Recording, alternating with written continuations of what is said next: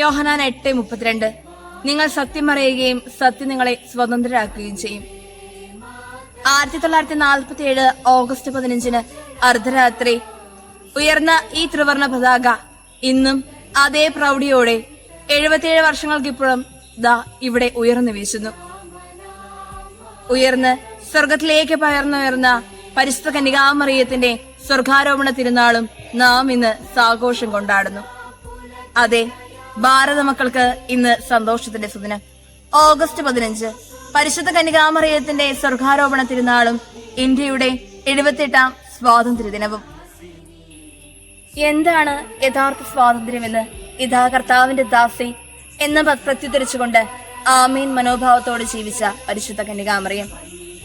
ആയിരക്കണക്കിന് ധീരദേശാഭിമാനികളുടെ സ്നേഹത്തിന്റെയും ത്യാഗത്തിന്റെയും സഹനത്തിന്റെയും പോരാട്ടത്തിന്റെയും വിലയാണ് നമ്മുടെ ഇന്ത്യയുടെ ഇന്നത്തെ സ്വാതന്ത്ര്യം.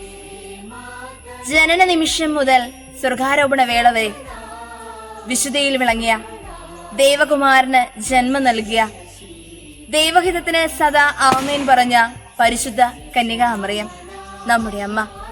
ദൈവത്തിനായി സമർപ്പിച്ച് ദൈവഹിതം നിറവേറട്ടെ എന്ന മനോഭാവത്തോടെ സകലതും ഹൃദയത്തിൽ സംഗ്രഹിച്ച് മുന്നേറിയ പരിശുദ്ധ കന്യകാമറിയം. ജീവിതത്തിന്റെ വഴികളിലെ ത്യാഗങ്ങളെ തിരുക്കുമാരനോട് ചേർത്ത് സഹിച്ചുകൊണ്ട് കുരിശിന്റെ ചുവട് വരെ നടന്നു നീങ്ങിയവൾ. കുരിശിന്റെ വഴിയിൽ പാദം ഇടറിയപ്പോൾ തിരുക്കുമാരന് താങ്ങായി നിന്നവൾ. ഈ പരിശുദ്ധ അമ്മയുടെ ശരീരം ഈ ഭൂമിയിൽ അഴുകുവാൻ ദൈവം അനുവദിച്ചില്ല. പകരം ആത്മശരീരങ്ങളോടെ ദൈവപുത്രനെല്ലാം സ്വർഗത്തിലേക്ക് സംവഹിക്കപ്പെട്ടു. 1950 നവംബർ 1 12ാം പിയൂസ് മാർപ്പാപ്പ പരിശുദ്ധ കന്യാമറിയത്തിന്റെ സ്വർഗാരോപണം ഒരു വിശ്വാസ സത്യമായി പ്രഖ്യാപിച്ചു. അതെ, യഥാർത്ഥ സ്വാതന്ത്ര്യം അനുഭവിച്ച പരിശുദ്ധ അമ്മ. എന്താണ് യഥാർത്ഥ സ്വാതന്ത്ര്യം? നന്മയെ അറിയുവാനും നന്മയുടെ പാതയെ ചരിക്കുവാനും നന്മയ്ക്ക് വേണ്ടി നിലകൊള്ളുവാനുമുള്ളതാണ് യഥാർത്ഥ സ്വാതന്ത്ര്യം. ഇന്ത്യയുടെ സ്വാതന്ത്ര്യത്തിനായി പോരാടിയ ഒട്ടനേകം ധീരയോദ്ധാക്കളെ നമുക്ക് ഓർക്കാം. ബ്രിട്ടീഷുകാരുടെ അടിമത്തത്തിൽ നിന്ന് മോചിതരായി നമുക്ക് ആ മോചനം നേടിത്തന്ന നമ്മുടെ രാഷ്ട്രപിതാവ് ഗാന്ധിജിയെയും ജവഹർലാൽ നെഹ്റുവിനെയും നേതാജിയെയും സുഭാഷ് ചന്ദ്രബോസിനെയും അവരുടെ അനുയായികളെയും ഏറെ സ്മരണാർഹമായി നമുക്ക് ഓർക്കാം. അവർക്ക് മുൻപിൽ ശിരസ് നമിക്കാം. ഇന്ത്യ ഇന്ന് ഉയർച്ചയുടെ പടവുകൾ ചവിട്ടി കയറുകയാണ്. 1947 മുതൽ ഇന്ന് 2024 വരെ എത്തി നിൽക്കുമ്പോൾ നമ്മുടെ ഇന്ത്യ പൊതുമേഖലയിലും വിദ്യാഭ്യാസ രംഗത്തും ആധുനിക രംഗത്തുമെല്ലാം ഒരുപാട് മുന്നേറിക്കൊണ്ടിരിക്കുന്നു. അതെ, ആ മുന്നേറ്റം നാനാത്വത്തിൽ ഏകത്വം എന്ന സഹോദര സ്നേഹത്തിലേക്കും വളരുന്നുണ്ട്. ആ വളർച്ച നമുക്കിന്ന് ഏറെ പ്രകടമാണ്.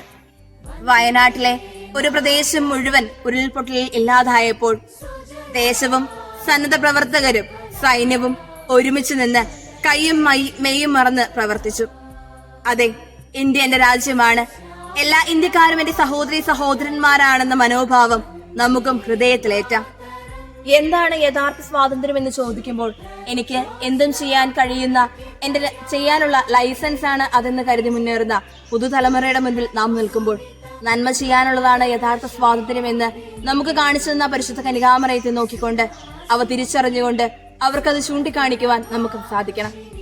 അതെ, പരിശുദ്ധ അമ്മയാണ് നമ്മുടെ ഏറ്റവും വലിയ മാതൃക. വിശുദ്ധ രമീഷൻ ഇങ്ങനെ പറഞ്ഞു വെക്കുന്നു: ദൈവവചനത്തെ അനുസരിച്ചവളും പരിശുദ്ധാരൂപിയാൽ പൂരിതയായവളും മരണമില്ലാത്തവന് ജന്മം നൽകിയവളുമായ പരിശുദ്ധ മറിയത്തിന്റെ ശരീരം ഈ ഭൂമിയിൽ അഴുകപ്പെടുവാൻ ദൈവം അനുവദിക്കുകയില്ല. ഒരിക്കലും മങ്ങാത്ത ദീപവും പരിശുദ്ധാരൂപിയുടെ വാഗ്ദാന പേടകവും ദൈവത്തിന്റെ വാസസ്ഥലവുമാണ് മറിയം. അതെ, ആ പരിശുദ്ധ അമ്മയോട് ചേർന്ന് ഈ സ്വാതന്ത്ര്യ ദിനത്തിൽ നമുക്കും ആയിരിക്കാം. പരിശുദ്ധ അമ്മയുടെ കരങ്ങളിലേക്ക് തിരുസഭയെ ചേർത്ത് വെക്കാം. തിരുസഭാരാജ്ഞിയായ പരിശുദ്ധ അമ്മയോട് ചേർന്ന് സഭയെ സ്നേഹിക്കുവാനും പടുത്തുയർത്തുവാനും അതിലൂടെ ഭാരതത്തെ പടുത്തുയർത്തുവാനും നമുക്ക് ഈ സ്വാതന്ത്ര്യ ദിനത്തിൽ സാധിക്കട്ടെ എന്ന് ആശംസിക്കുന്നു. അകലാത്ത സ്നേഹത്തിന്റെ നീർധാരയിൽ നാം പൂർണ്ണരാകാൻ ആഗ്രഹിക്കുമ്പോൾ നമുക്കും ഒരു സ്വർഗാരോപിത അമ്മ കൂട്ടിനുണ്ട് എന്ന ഉറച്ച ബോധ്യത്തോടെ നമുക്കായിരിക്കാം. ഒരിക്കൽ കൂടി സ്വാതന്ത്ര്യ ദിനത്തിന്റെ മംഗളങ്ങളും പരിശുദ്ധ കന്യകാമറിയത്തിന്റെ സ്വർഗാരോപണ തിരുനാളിന്റെ ആശംസകളും നേർന്നുകൊണ്ട് നിർത്തട്ടെ. ജയ് ക്രൈസ്റ്റ്, ജയ് ഹിന്ദ്.